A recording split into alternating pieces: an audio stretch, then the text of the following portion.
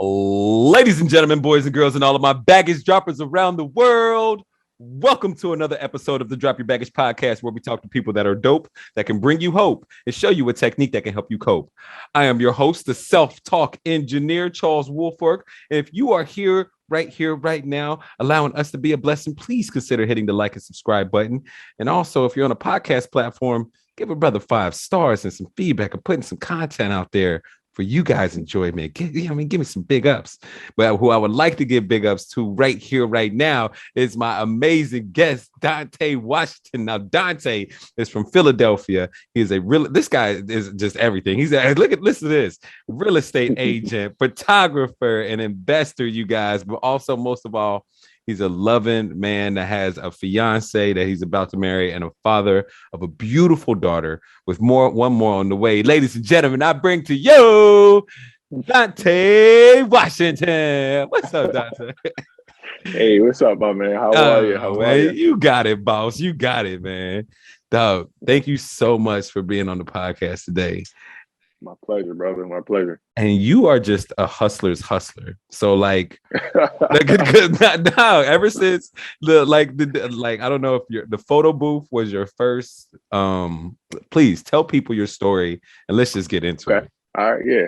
So my first, if we're gonna talk about my first hustle, as far as I can remember, I would say selling waters. Selling waters was probably my first ever hustle. Mm-hmm. My father kind of brought it to my attention. He was like, you want to make some extra money. I couldn't get my work permit. Your working permit, at a certain age, your work permit, I couldn't get it yet. He was like, but you can make some money, don't let nobody stop you from making some money. So he said, you want to sell some waters. You can go right out here. I'll buy the pack. You go out, you sell them, and you will make enough to buy more waters. And then, you keep your profits. I'll let you know what your profit is going to be. He said, I'll let you know what your profit is going to be at the end. So in my head, I'm just hyped up. I didn't even think like he's kind of letting me know what my profit is going to be after I sell the waters. Mm-hmm. So I just went and did it. But he wound up giving me all the profit. And then, from there it was, re-ing up on the waters. But yeah, one of my biggest lessons from that was really just, I seen how enthused I was every morning to go out and do it. Mm-hmm. And really the commitment to it, just committing to it and just doing it and not stopping until I was done. It was something in my head that was like, I can't stop doing it. I can't stop until the waters is finished. If I stop and I go back home with these waters, it's like I gave up. So I don't even know what that was, but in my head, it was like, I'm out here, even when nobody's buying them, I'm just walking, same routine with the waters. And until they were done, wow. I was out there for hours sometimes, and my friends would just give up on me. I had my friends with me; they would just give up. But yeah, oh my gosh, I never even thought about that. But yeah, that's so awesome. So like you selling these, so you had an internal drive within you ASAP. Like first and foremost, you had just something within you. Like there's no quit, there's no stopping. I got to keep going. And how did you sell the waters? Did you go door to door or did you have a corner?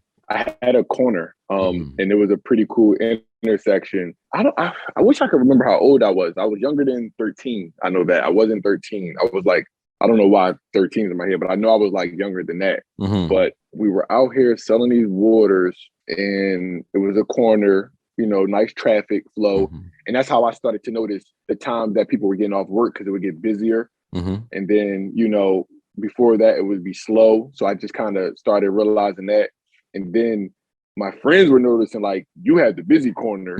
So how about we switch? And I'm like, all right, we can switch, because I didn't want them to quit. So I'm like, all right, we'll switch. I'll let you have this corner and I'll take that one. And it was slower, but still, even though it was slower, I still stayed committed to wherever I was stationed that day. I still kept going with it to the point where even when they had the busy corner, they still would quit. So I still wound up getting busy corner. So either way, I stuck it out until it all made sense.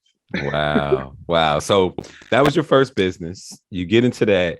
And then what came next? After the waters were just like a summertime thing. So other than that, I was really like in school, so I wasn't doing too much. After that, I do remember I wound up getting a job like towards the end of high school. Like I want to say my junior year, and then definitely for my whole senior year, I was working. But I might have got the job, around my junior. And then before that, it was these armbands that have like sayings on them, like the little bands. When they first came out, I think this is when they first came out. You know, I'm not trying to show my age, but I think this is when they first came out. But I wound up coming to school. I had like a wholesale place that sold them. Because again, my dad, my mother, they were like hustlers too. My dad used to sell T-shirts. He used to sell socks, all type of stuff. My mom sold like jewelry, costume jewelry, stuff like that. Yeah. And my mom also wound up having a daycare. Like she had her own business. My dad has his own business now. I have my own business. So it kind of naturally happened like that. But then they always had like these wholesale licenses where they would go in like little wholesale stores and get the stuff that they needed. And they showed me the armbands. And it was like, you know, people would like these. Now, even though I could do it, like I had the entrepreneurial bug, like I had a bug in me, like for business or like for hustling. Yeah. But I still was kind of shy in a sense, though. I still didn't want to like come to school and be like, hey, I'm the guy with the band, you know? So like how it happened was pretty weird. Like I was in class. I was always cool with my, you know, I had a lot of friends and stuff. I was cool with everybody, but I had them in my pocket like the whole day, and I was waiting. I ain't even say nothing about it. And something random happened where I pulled them out, and they seen them, and they just was like, "Oh, let me get one. I'm like, "Oh, $2 a piece, $2 a piece." I'm like, "Oh, $2." And they were giving it up, like to the point where I probably sold out in like literally like it wasn't more than 5 minutes. It wasn't more than 5 minutes because they were on it. And I didn't expect a reaction like that. It was weird because, again, like fear had me holding them in my pocket all day because I didn't want to be the guy. I didn't want all the attention on me. Like I had these bands. So I just kind of kept them in my pocket. But when I pulled them out, they swarmed me. They swarmed me for them things. Wow. And I sold them in a minute. That was, I must say, like the second thing that I remember, you know, that was pretty, you know, a pretty big deal for me. Heck yeah. So did you re-up on that and keep coming back to school with them? I did. And then it kind of died out. So that was always the point where it would be hard for me to navigate because I did come back with them, selling them, but then it wasn't as popular no more. Right. So, and I wasn't the person like, all right, that worked. What's the next thing I can get? I didn't think like that at the time. I was just like, that died out. It is what it is. Back to working. You know, I wound up getting a job and stuff like that. So the same with my job, any job I ever had was the same determination, you know, showing up on time, hard worker, same attitude, but I just never made that transition back then. Well, so, you know, you got one business, now you're back to working, and then what happened? So then what happened after that? After working, I did started going to like car auctions in high school. I got introduced to car auctions. And I never flipped actually I did. I sold my first car to somebody in my school. I bought my first car and I wound up selling it right before I went to college. Oh, wow. So that was the first time I had like a stack of cash on me. Like from working, I would get like, you know, money from working, but I sold my car right before I went to college. And this guy, he would see me come to school with the car every day. You know, he thought it was cool, like I thought it was, you know, but when he told me how much he would give me for it, I didn't expect him to say yes. So I think I bought the car for like $900 and I wound up selling it for like $1,100. So he wound up he was saving up his money to buy the car, but I had it for months. I had it for a while. And then I wound up selling it to him. And then it was coming to the summertime and I was on my way to college anyway. So I just kind of left it where it was at. Again, it didn't hit me to say, start flipping cars or get some profit off of cars. It never really connected, but it was those little things that I always remember, you know, those little things in my journey to where, you know, when you fast forward, a lot of the things I do now has to do with those things. That's crazy. I mean, it's just a foundation. I mean, all the way from selling waters, that's a foundation that you have in it. Keep going, man. Like you went to college, graduated from Indiana University of Pennsylvania, and you got your degree in communications media. Yeah. And so you wanted to be a photographer. So I wanted to be on television. Communications media was more so trying to do like, I wasn't sure if I wanted to do like the news anchor thing, BET, like those type of things. More so entertainment. That was more so my push for communications media. Got you. So you started production. You started your own production company doing promotional and music videos. Tell us about that. Yeah. So me and one of my best friends, we started it in college. It was called Brocom Studios. And we that's when I really got into the cameras, photography, video. That's when I really got into that stuff. And then even in college, I was part of the radio station, the news station. I did all that stuff. I was an anchor. I was doing all that stuff on TV. So I did all aspects of it in college. So, and it's weird because in college you get 2 GPAs. You get your major GPA and your regular GPA. Mm-hmm. My regular GPA was like a 2.8, but my major GPA was like a 3.9. When it came to, because all that stuff was natural to me. All that stuff was natural. Like I would come into classes where script writing or certain things, and I would do the project on the spot and get an A. Wow. Because it was so natural. So, and it was weird because I would have chemistry classes where I would struggle, and people would come in there and know this stuff on the top of their head. And if me and this person was in the same class in communications media, they might struggle, but for me, it's like, this is a no-brainer. So I'm like, this is nothing. I'm gonna think of this right now. And it would be a whole project, but stuff like that just showed me like where my natural abilities were, like, what I was really capable of with certain things. And I kind of just went for that. So me and my friend, we started shooting music videos for people, doing photo shoots. We started on a lot of that stuff. He was always into the cameras and stuff. I was always more so an on-camera person. But then I started learning the behind the scenes part. And, as an artist and as a creative, you really naturally can learn those sides too. Like some of the stuff can get a little technical, but it's really, once you got an eye for it, it's pretty much all falls into place. It's pretty much all the same. It's pretty natural. I love it. So when you started your first official company, this was your first company. What were some of the foundational things that you have been taking from all of these experiences and now invested into this company?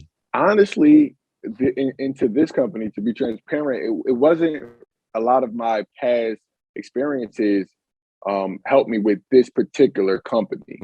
I want to say from as I think about it, I don't really think, because this was a whole new ball game for me. So I was more so of a student on the technical side, but I was always good with like working with people. So being a people's person.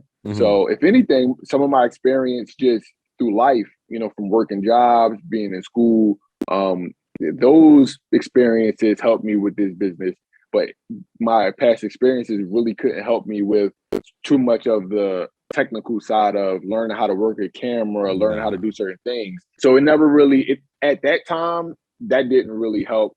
My experiences really didn't help a lot, but it definitely was helping me in school, as I was doing stuff in school and, different things, different projects. Again, like I said, because I was hands-on with it outside of class, it was not true when I was in class. 100%. And I would agree. Like my first job was being a caddy. And when I became, as I was younger, me being a caddy, I had to gain rapport with people. I had to learn the rules of the game. I also had to be able to know the etiquette of golf and everything. So, I had to work my way around the space. It's the same thing with entrepreneurship, gaining rapport, knowing how to work around the space, and also just being able to bring as much value as you can within that space as well. So it's like, different things that it's different. It's always a reason why the universe unfolds for you to go through any type of experience. So like, agreed. you go through high school and you have these different jobs, and now you utilizing those skills that those people skills that you have from those jobs, now creating jobs, if you will, with your own company.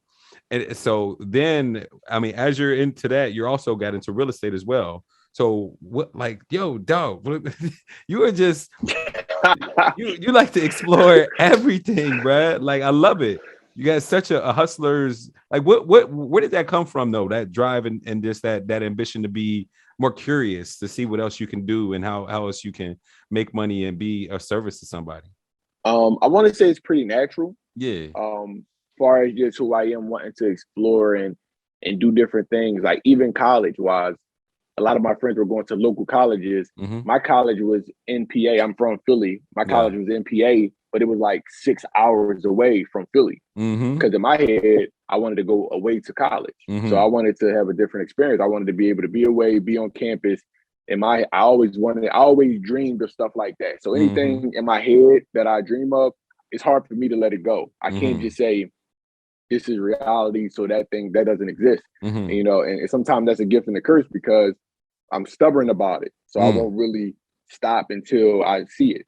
And as a kid, watching movies, and my mom used to like buy me different type of movies, not just the average movies that my whole neighborhood is watching. She used to open my mind up to college movies and some stuff I don't think she realized was in the movie, like American Pie, stuff like that. Like I don't think she realized everything that was going on. Yeah. She just wanted me to open my mind up to not like the average movies. Like, a lot of people we're watching Friday and Menace to Society. A lot of that stuff was typical in my neighborhood, but she also wanted my mind to be open to different things. So as I would watch these things, my imagination grew. So I would think of like different things that I wanted to do based on these movies and these different television shows and stuff like that I would watch. Yeah. So that's where my real imagination would grow. So when it came to college, I knew I wanted to go away. I wanted to be on a college campus. And it was weird because when I got like junior, senior year and I had like this big house on campus, we had like this, like, I ain't gonna say it's big, but it was like one of those, the nicest houses in our college. We were throwing like college parties.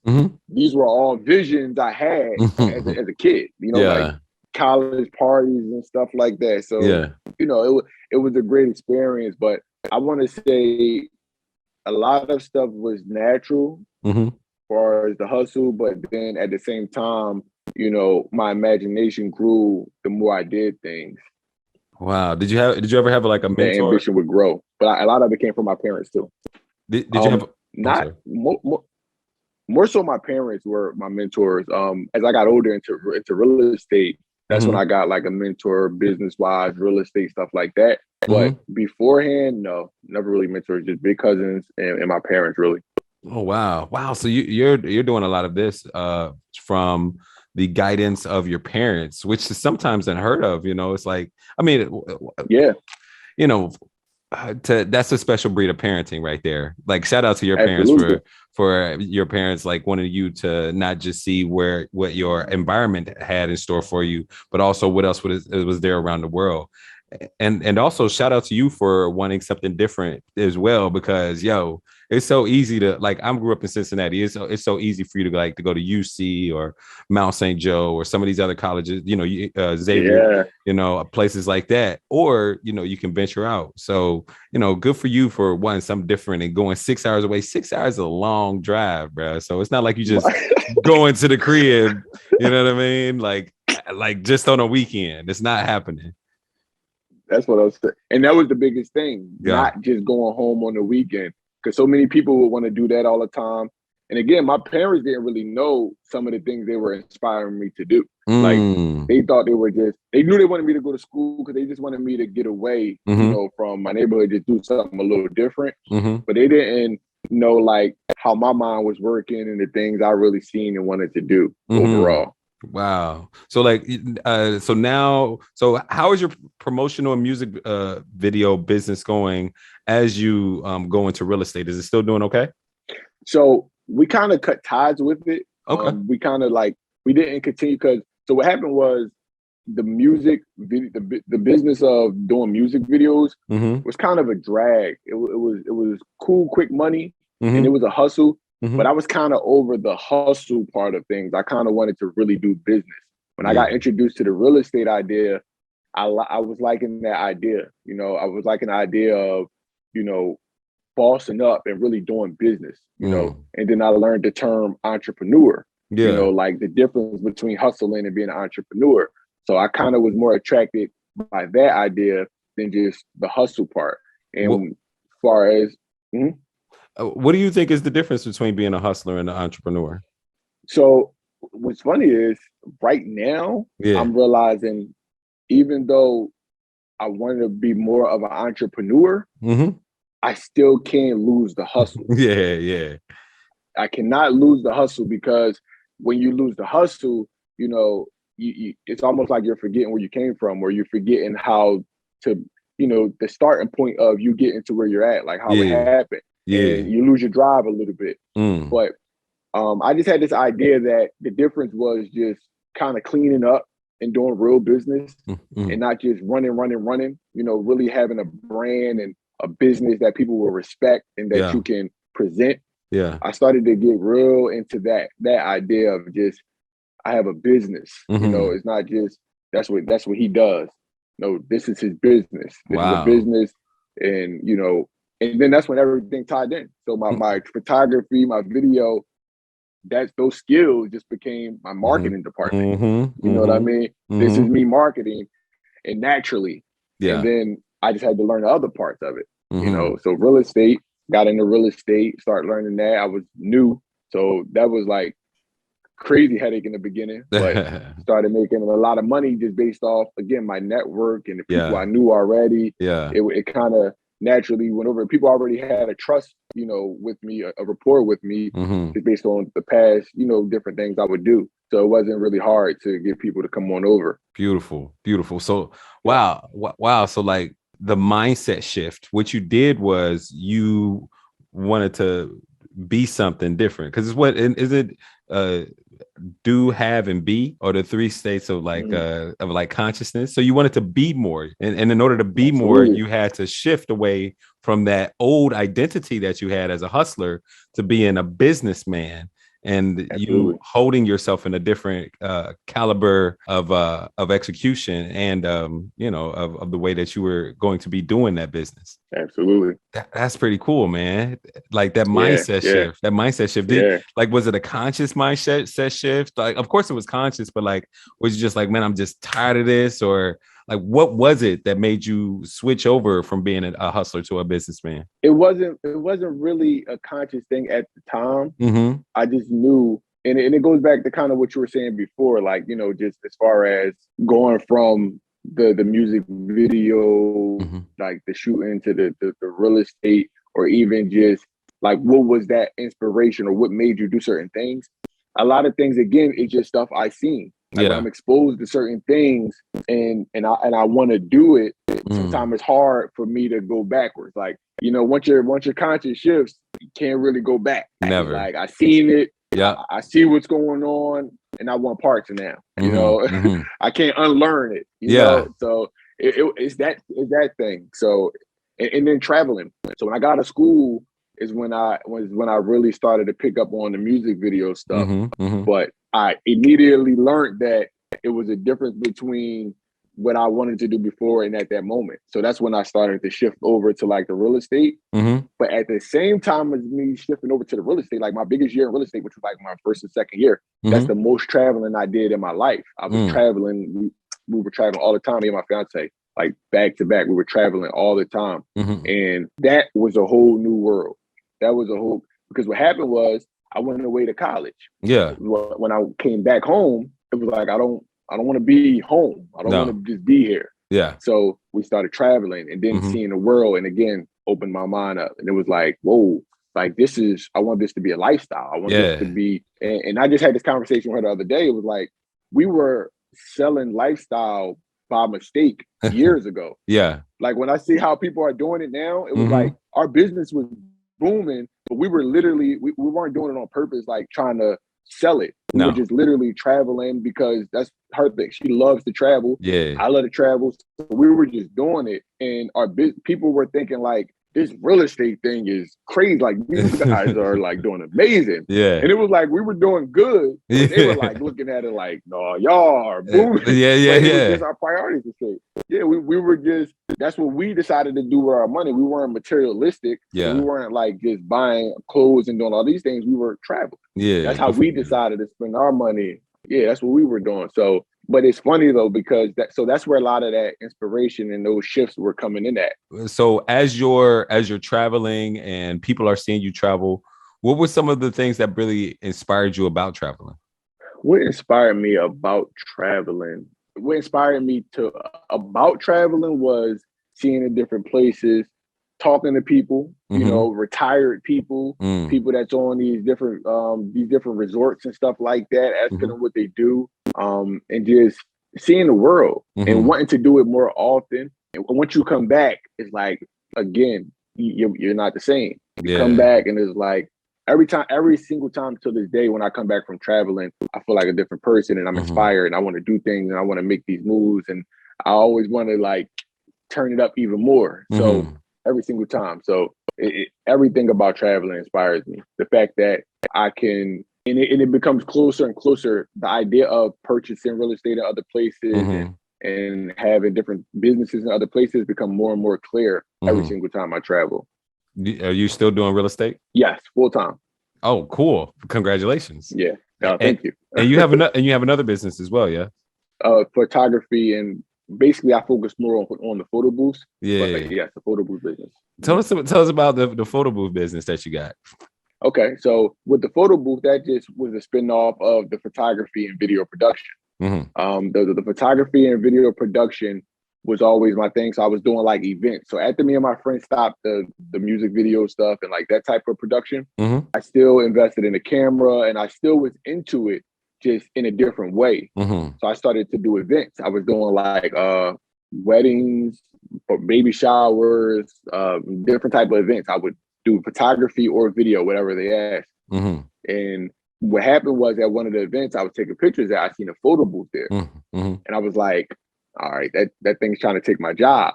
So this is the difference between like when the bands went out of style and I just fell back. I said, all right, this is where I go with the curve. Yeah. This is where I invest and say, let me invest in the future and not just, trickle on out. I invested in the photo booth and it blew up. Wow. It was like, that was the right thing to do. Yeah. And then I had the regular photo booth. So then you see those 360 spin things. Yeah.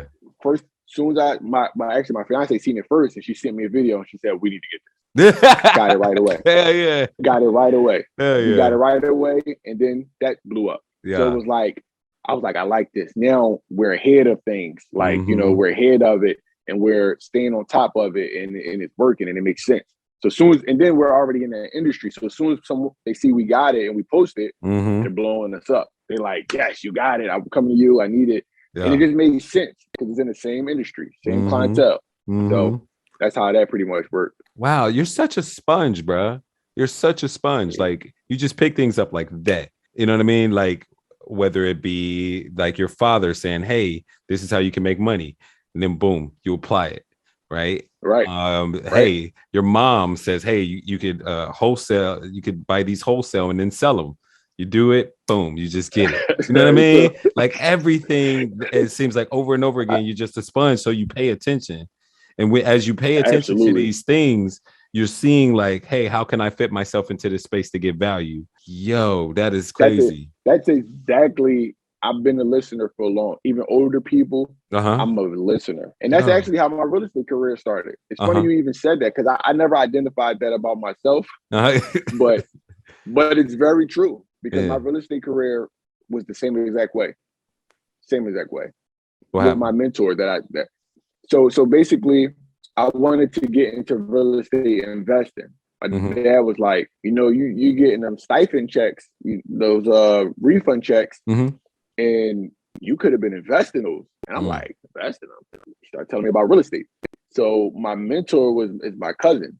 And he's like been in real estate since the 90s.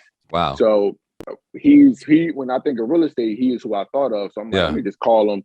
And we didn't talk that often, but I'm like, this is his lane. So let me call him, ask him about it. And he's like, yeah, if you want to become an investor, try becoming an agent. Because then you can, really learn more about real estate. Became an agent. Boom. Became an agent, start learning, start making money. Yeah. And then really just, again, sponge. And then it's funny because now the cousin I'm talking about, we talk every single day.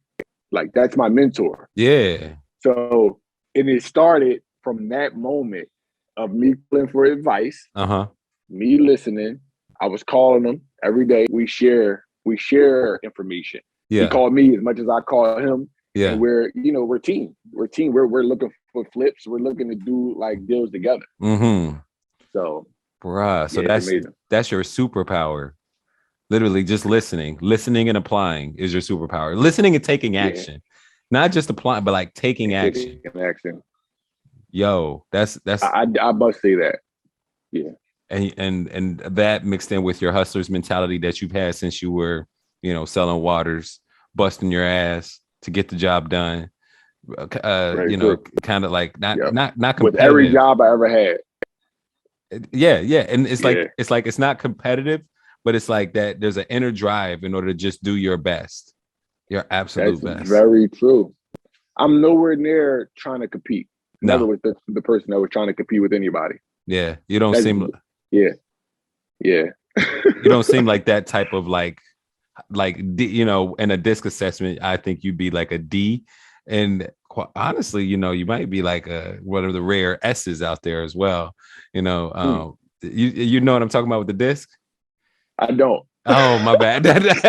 With the disc assessment, it's like the different ways in which people achieve things. So with the so the D is like the guy who's determined. An I is like the guy who's just life of the party. I'm a high I. An S is like a chameleon. Those guys that you guys are just, that's just the coolest guy out there. The saying that girls want to, or guys want to be them and girls want to screw them. That type of guy. That's an S. And then the C's are the nerds, like the ones who need the analytics and the data. You know what I mean? Those type of guys. Yeah. So, and for all you guys out there that if I'm messing up the disc, please forgive me. But as I digress, you just don't seem like a competitive type of person. You seem like somebody that just has a will to achieve, which is so impressive. All these different things that just come together. So now that you can be successful, you can work from home with your fiance and your cousin, and you're like creating a life that is amazing, to where you'll be able to spend as much time as you want to with your kids.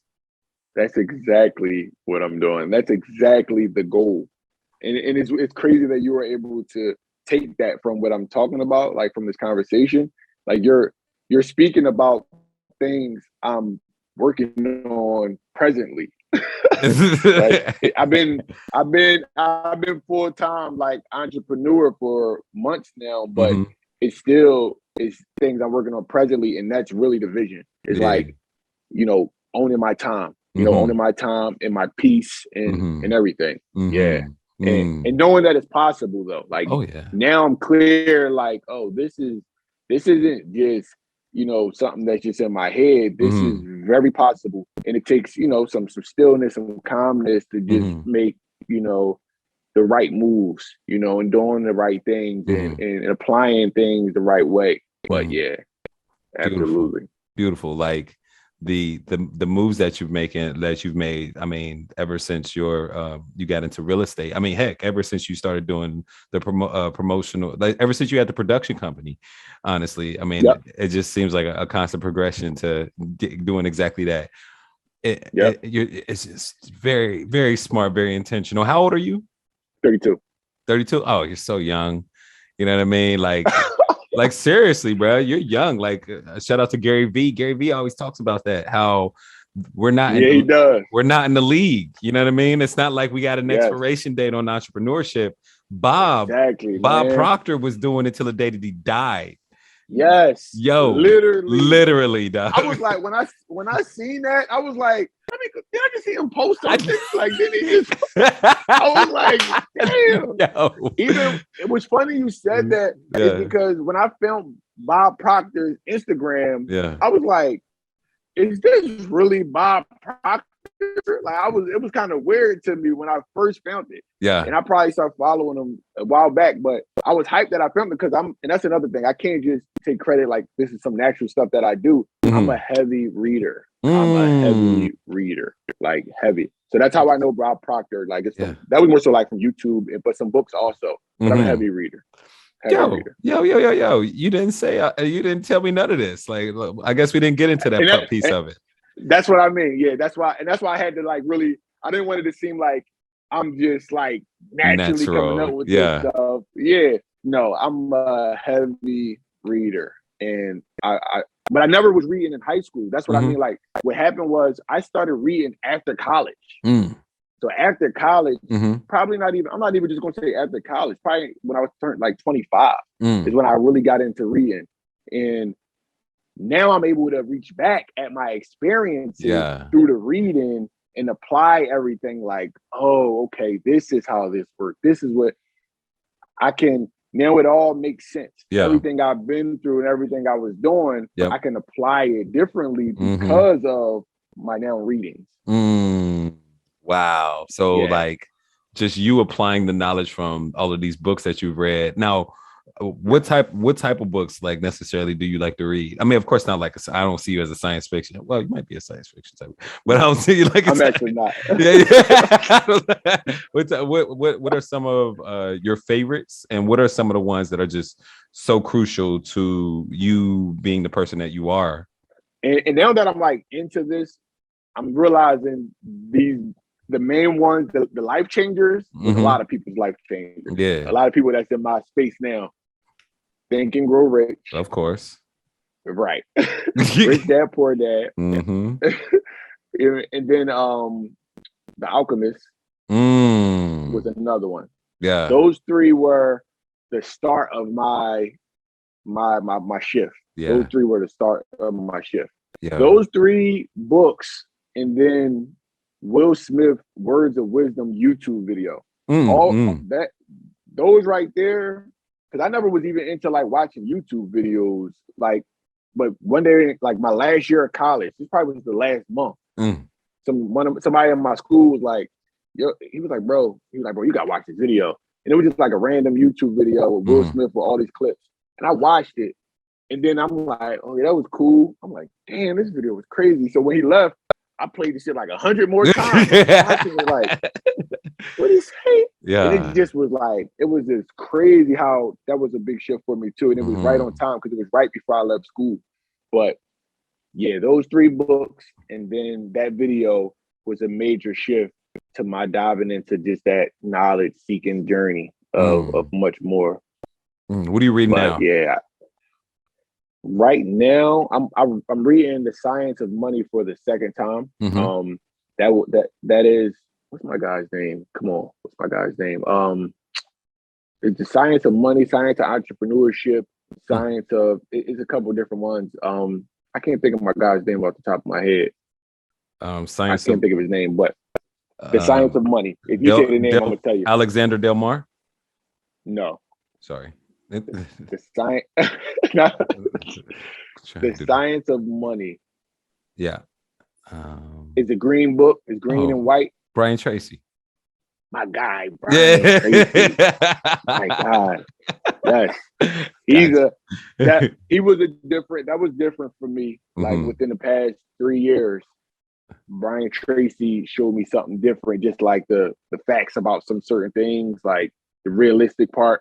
It was just like, I like this approach. I like his style. Yeah. Of I'm big on audiobooks too. So I don't like listening to radio. I'm big on audio most of the day. So listening to him all day, it's just like straightforward. Yeah. Some people I know would fall asleep on Brian Tracy's audiobook.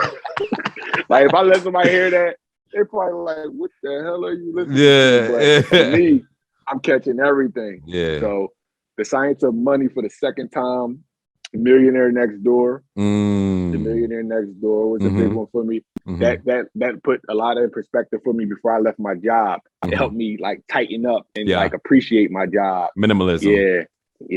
I'm big on minimalism. So even that documentary, that was a pretty cool one. I feel like the documentary was cool, but it was like it didn't do enough for the idea of minimalism for me. Yeah, it ain't do enough. Bro, you are a fascinating dude, dog. I'm so like blessed to get to be able to like get to know you, man. Hey, bro. I'm grateful to be on here, bro. I don't get to talk about this stuff. I don't get to really talk about these things. I like that's a great thing about this podcast, because like for you to tell your story, it shows people like, for one, you got to pay attention to everything. And also number two, like making sure that you seek that knowledge is so important. Yes. Seeking knowledge is so important.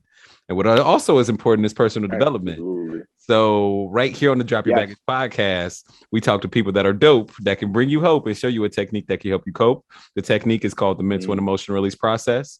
Now, I got to let you know that I am not a psychologist. I'm not a counselor. I'm not a social worker. I'm alternative to all those amazing professions.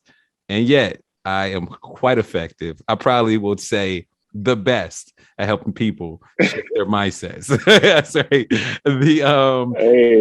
Now I'm going to go ahead and talk to the audience real quick. If anyone out there is listening to this and you are struggling with anything that has been on your heart and your mind and your soul, please go to charleswoolfork.com. If you feel as though that you're getting in your own way with procrastination or self-sabotage or anything, please go to charleswoolfork.com. Hey, look, if you feel as though there is just something that you just haven't been able to let go, just haven't been able to release that is like really haunting you, please go to charleswoolfork.com and I will take you through the mental and emotional release process. There's a form on the front. Fill out the form, schedule your appointment today, and let's go ahead and help you drop your baggage too. Now, today, Donte, we are going to be releasing the fear of judgment. Now, how is the fear of judgment affecting you? So even from all my experiences, it's still certain things that I haven't went full throttle with because of that fear. So that's a major one for me. Even though it doesn't seem like it, like I might not make it seem like it, or it's not even something I probably even think about often. But if I dig and really think like, well, what's the reason? It's usually that. It's usually judgment. I mean, I even sensed that when you were over in high school and you had your bands, there was probably some type of fear of judgment because you didn't want to just be that guy with the bands, even though they popped off though. Absolutely. In seconds. But yep, that's true. So with that fear of judgment, how does this show up for you in your life? Like, can you describe specifically how you kind of don't go into these projects or how you kind of hesitate to do things? So I could come up with a great idea, what I think is a great idea, let's say, and not fully go at it and fully produce it and bring it to reality. Strictly based on just how it might be judged, or if it's not exactly my norm or something of the sort. So that's where it really shows up when it's time to produce something new and probably out of the ordinary. That's a little left field for me. Yeah. You said that also it affects you with your advertising and your marketing as well. Exactly. Yeah, so that's one of the things where you can come up with a great idea, but you don't go all the way into it.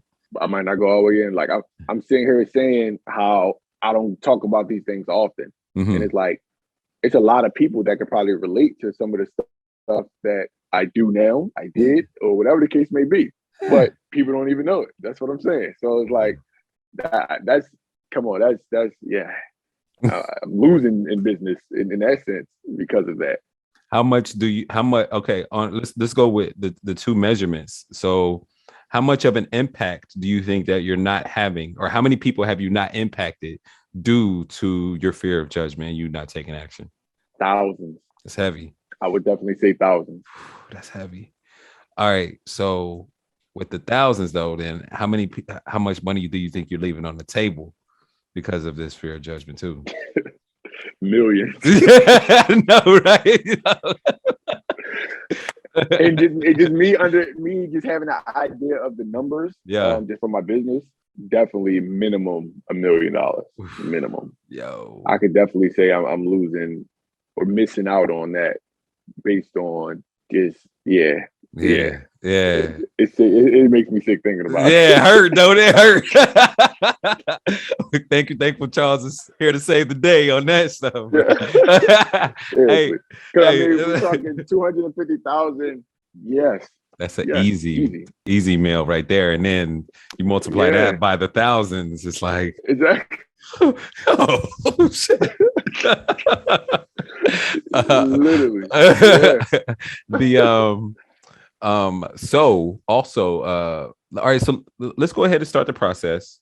Now, with this, we're gonna get you connected. We're gonna have the mind-body connection going on right now. So, as far as the mind-body connection, when you think about this fear of judgment, where do you feel it in your body? Probably in my gut. Your gut, yeah. Yeah. With an intensity of with a scale of 1 to 10, what is the intensity on that feeling in your gut? Not super intense. Okay. And again, me saying it, I'm not in the mood right now to really like, pinpoint it, but that's what I'm thinking. Well, more so it's mental too. It's a lot of just in my head overthinking. Mm-hmm. So, but yeah. Well, let's stick with the mind body connection. So that feeling in your gut, that feeling in your gut, on a scale of 1 to 10, how intense is it? 7. 7. Gotcha. Yeah. You say it's not that intense. 7 is above 5. That's above. You know what I mean? Like, and I didn't want to say 5. Yeah. Too low. Uh-huh. I'm like 7, but it ain't like a killer. It's more so just because then that's the problem, because it's like I ain't trying to do that, then I ignore it and then I move on. Mm-hmm. So yeah. This the small things. All right, my man. Yeah. Now, for you to have a profound experience, you got to do 3 things. Number 1, you got to use your imagination. Okay. Number 2, you got to follow directions, just like you follow a good recipe or Google Maps. Okay. And number 3, you got to trust the process. Know that I'm your guide. I'll be leading you through this easily and effortlessly. And I come from a place of love and high vibrations. Sounds good. Awesome. With that, also, there's a couple more things I want to let you know. We are going to be getting rid of triggers. All right. Negative conversations in your mind, those triggers that you're having. We're going to be doing a lot of personal development in a very small amount of time. For every event that you go over or that you observe, that is a trigger that you are releasing. All right. That is a major breakthrough that you are having. So I want you to go over as many events. I want you to observe as many events as possible. And I'll be directing you through that when the time is right. And also, the other thing that I wanted to let you know is that in order for you to truly have a prolific and profound healing, it's when you see from other people's perspective and other people's point of view. So in every single event, see from other people's point of view, other people's perspective. Okay. All right, here we go. So with that, is it all right with your unconscious mind for you to release this fear of judgment today and for you to be aware of it consciously? Yes. Awesome. What is the root cause of this problem? The first event, which when disconnected, that will cause this problem to disappear. If you were to know, when was the first time that you felt the fear of judgment or when you felt judged when you were just a little kid? How old were you? 7. 7? That I can remember. Okay. Yeah, and I can remember. What happened when you were 7? I got in trouble. My mom came up to the class or something. Like I cried in front of my class. You cried in front of the class and you felt judged? Yeah. Got you. All right. With that, you can go ahead and close your eyes and relax and let me know when you're ready for the process to drop your baggage. Ready. All right. Keep your eyes closed. Keep my eyes closed. Yep. Keep your eyes closed. This is a guided meditation. So keep your eyes closed until I ask you to open them. I want you to go ahead and start using your imagination and following directions. Just imagine floating outside of your body as if though you were a spirit or energy, and just see yourself right here, right now, from a third person point of view. See your brown shirt and your computer to your left, your printer to your right. See the board behind you, the screen in front of you. Let me know when you can see yourself from a third person point of view. Got it. Okay. Now, as you see yourself, let's create a timeline. Now, your past can be to your left, to your right, or behind you. If you were to know, where's your past? Behind me. Where's your future? In front of me. Okay. So just imagine floating up above your timeline and float behind you into the past and float deeper and deeper and deeper into the past above that first event in which you felt the fear of judgment or where you felt judged, and just hover above that event, seeing that event like a fly on the wall from a third person point of view. Let me know when you can see that. Let me know you can see that event. Mm-hmm. You can see yourself as a little kid in the classroom. Mm-hmm.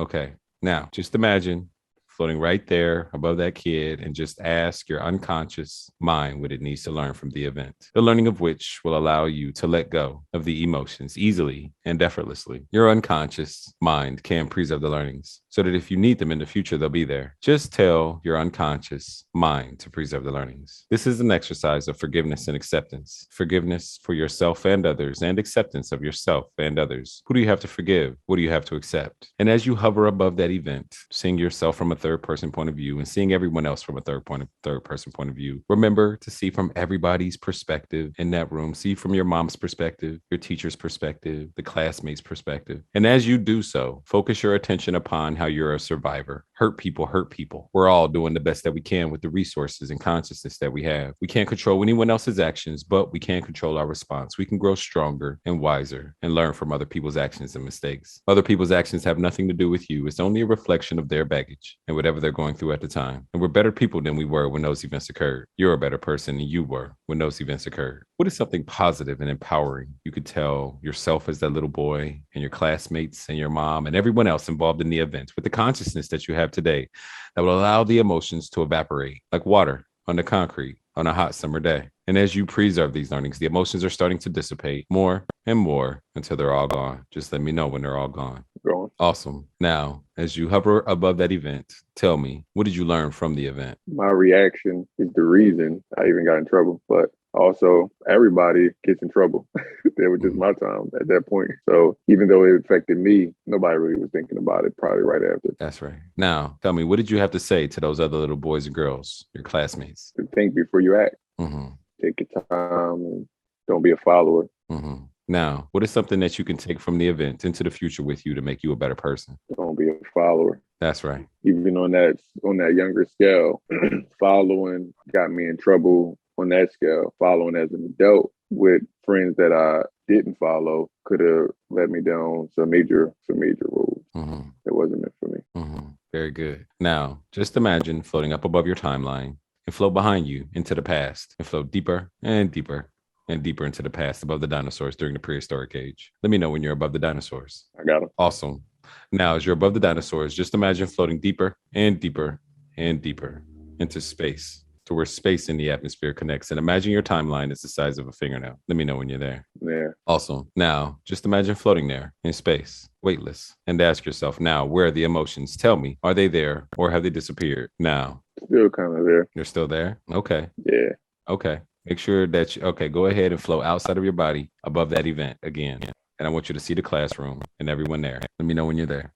Okay. Now there's more to learn. Make sure that you talk to your mom as well in that event. And as you do that, just ask your unconscious mind what it needs to learn from the event. Just let me know when they're all gone. What did you have to learn this time? It's all just a moment in time. Did it matter? It didn't really matter. That's right. Now, just imagine floating up above the dinosaurs and then floating to space to where space in the atmosphere connects. Let me know when you're there. I'm there. All right. Now, just imagine floating there in space, weightless. Flow very, very high above your timeline, above each and every event in which you felt the fear of judgment from birth until now in chronological order. Don't skip one event that has a charge on it. Preserve the learnings and let go of that fear of judgment all the way back to now. And don't come back to now until that fear of judgment is all gone. Be sure to see from everybody's perspective in each and every event. And when it's all gone, you let me know. All gone. Awesome. Now, you can just imagine floating down inside of your body and open your eyes when you're ready. Welcome back. Yeah, it was dope. You like that, huh? Yeah. Yeah. Yeah. What'd you like about it? Taking the time to just actually think about the experiences, instead of just letting it be what it was. Yeah, and taking the time to think about it from outside of the usual perspective too. Yeah. Yeah, absolutely. Seeing it and saying, "Oh, that wasn't that serious." Right. Wasn't that big of a deal. Yeah. Like, but besides that, what were some of the main lessons that you learned? Once my emotions got involved, I was no longer present enough to solve the problem or handle or take care of it in the moment. So if I get emotional, it's like a blackout in a sense, and I cling on to that instead of correcting it in the moment, which causes healing in the moment at the same time. It kind of like never becomes a real issue if it's handled in the moment. So that's what I realized. Some things were dragged out when they didn't have to be. Yeah.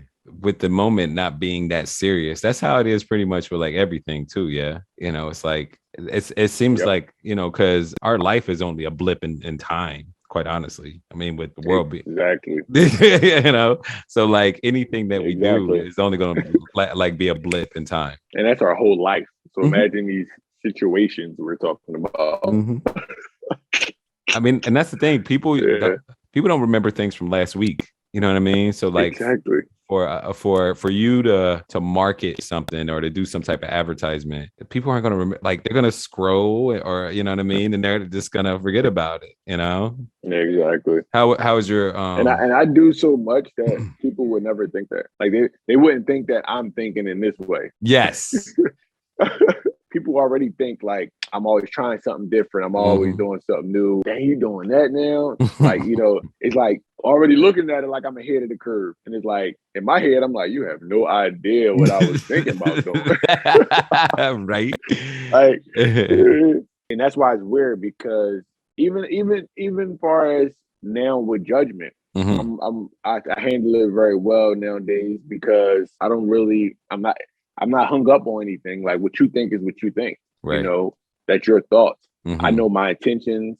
I know my heart. I know what I mean. If anything, if you need some clarity on something, let me know. Because at the end of the day, I'm kind of just gonna live how I'm gonna live, and because I know, again, what I mean. I know what I'm trying to put out. I know what my energy is. I know I don't mean no harm. I know I'm not, being devious in any way. So at the end of the day, what is it?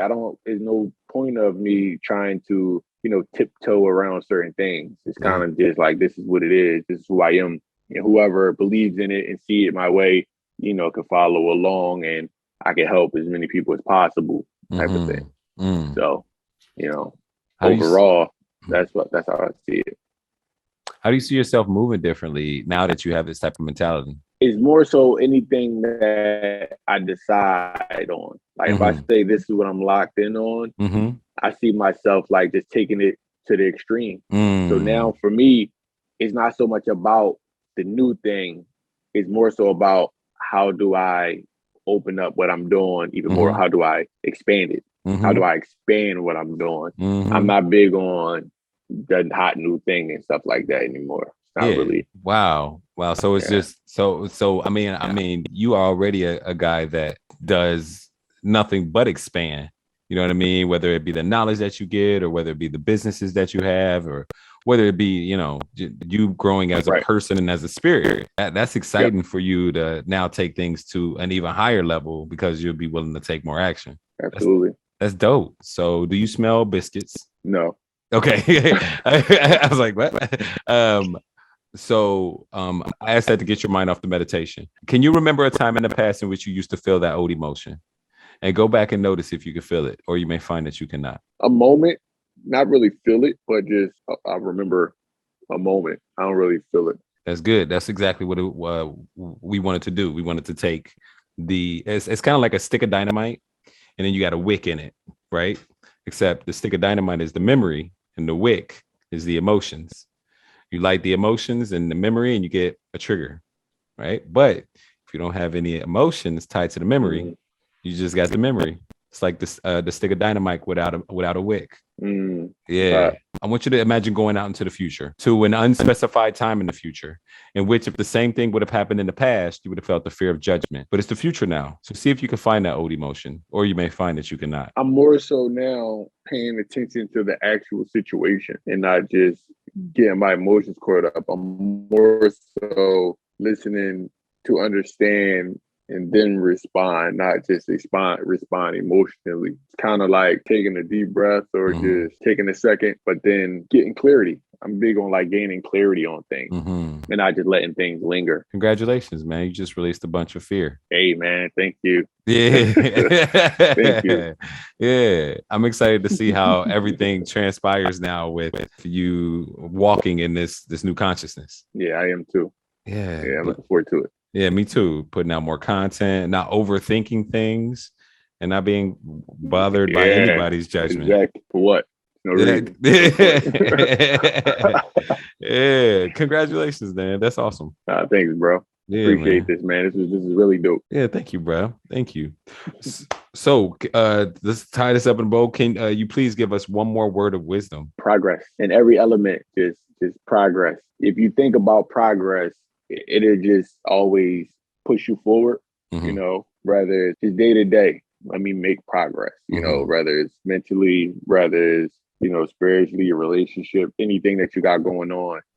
If you think about progress, it kind of can push you out of certain spaces that you might be in mentally, like blocks and stuff like that. And doing things with ease, not too much pressure on yourself, that alone will, most likely probably make you feel better tomorrow. Sometimes we underestimate how getting rest, going to sleep and waking up, and we underestimate that can change a lot. So don't get too caught up in today, in the moment, and what's going on right now. Just kind of breathe. Not overworking yourself or working too hard. Enjoy making progress and enjoy what they call hard work. And the sweat, all the stuff that just like makes you feel or get anxiety and get overwhelmed with, you know what I mean? Like, but when you get off work, you can put some music on and dance and cook and do whatever you want to do that makes you feel good. So remember how much control you have, and don't let life control you so much. Amen. I love it. I love it. Thank you so much. Yeah. Where can people reach you, bro? So on Instagram, _ Donte Washington. I'm pretty much always accessible on those two platforms right there. That's what's up, man. Once again, thank you so much for coming on the show and showing up for your divine appointment, bro. I appreciate it. Well, definitely appreciate it. The pleasure is all mine. Anytime. Thank you. That's what's up. And thank you all out there in the audience for listening. I really appreciate your attention and your support. It means the world to me, and I love you guys so much. If you are here, please consider hitting the like and subscribe button. And if you're on a podcast platform, give a brother 5 stars and some feedback as well. Right here on the Drop Your Baggage podcast, where we talk to people that are dope, that can bring you hope and show you a technique that can help you cope. I'm your host, the self-talk engineer, Charles Woolfork, with my special guest, Donte Washington. Till next time, ladies and gentlemen, take care of yourself. Take care of one another. Peace.